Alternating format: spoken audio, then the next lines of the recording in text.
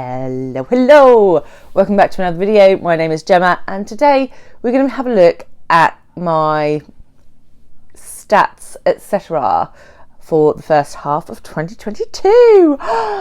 So just a little bit of a sort of preamble if you haven't been here before. I did do one of these videos at the end of March, beginning of April, so at the end of Q1. So I will do this every 3 months, just checking in on how I'm going, what's going on with my reading goals, whether I'm achieving them or not. And yeah, just hold myself a bit accountable to what I said I would do and what I'm actually doing. So without any further ado, let's have a little look. So as of the 30th of June, I have read 64 books.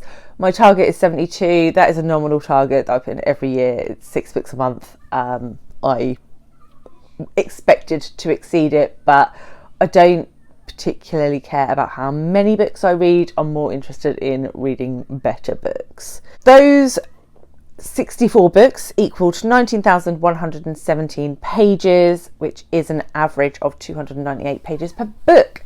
So that is quite a lot lower than it was last year. I think I was on about 340 average last year. So I've read a lot of shorter books, which sort of explains why I'm a bit sort of ahead of goal. I do have a few chunksters on for the next couple of months though, so that may adjust. So I have, just for reference, I have a mixture here of information from Goodreads and Storygraph. I use both. And so the most popular book that I have read this year is The Fellowship of the Ring by J.R. Tolkien. That's not a huge surprise. It's a fantastic book. I gave it 5 stars. It was a reread. My least popular book, and when I say popular, what that means in Goodreads terms is the fewest number of people have read and rated it, and that is The Roles We Play by Sabba. This is a graphic memoir of a British Pakistani girl and sort of her life. I reviewed this in my Jhalak prize rankings video, so I'll link that below if you're interested. But yeah, this one was least popular, and my average rating for the year is 3.7 stars. So that breaks down as 1 1 star, 5 2 stars, 16 3 stars, 27 4 stars, 1 4.5 star, and 12 5 stars. So my 5 stars for the year account for 19% of my reading. So nearly 1 in 5 is fantastic. I'll take that. I will take that. If I can just scrub out the 1 and 2 stars, then we'll be away. Mood-wise, the 2 predominant moods that I've been reading this year are reflective and emotional, which makes sense. That is definitely the sort of reader I am, with adventurous, dark and challenging coming in sort of to make it up to about 3/4 of my reading in those moods. So yeah. If you are the kind of person who likes light-hearted, happy reads, you're not going to get very many recommendations on my channel. Pace-wise, so Storygraph sort of breaks this down for you, but basically most of them are medium-paced, 59%, and then 14% fast and 27% slow. Not really sure what that tells you. And then page number-wise, as I sort of mentioned earlier, I've read a lot of shorter books, so 45% of what I've read has been under 300 pages, which is like unheard of for me. This is a BookTube thing, I think. There were a couple of us talking about it on a chat the other day about how if you've got a choice between a big chunky book and like 3 shorter books, quite often you'll go for the shorter ones because then you'll have more to talk about on your channel, which is not a great attitude to have. And I don't do that all the time, but there is an element of that going on. But still, 11% of my reading has been 500 pages or more. So what is that, like 7 books, 8 books? We'll get to that in a minute anyway.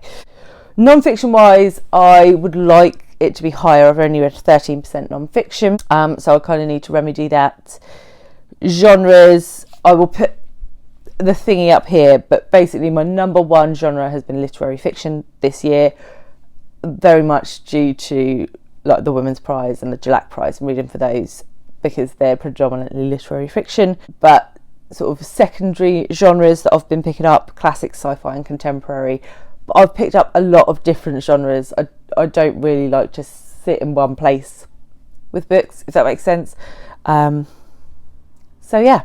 So onto the goals, the goals. I set a lot of goals for myself in December. So let's see if I'm achieving any of them, shall we? So obviously, in theory, I should have done 50% of all of these goals because we are 50% of the way through the year.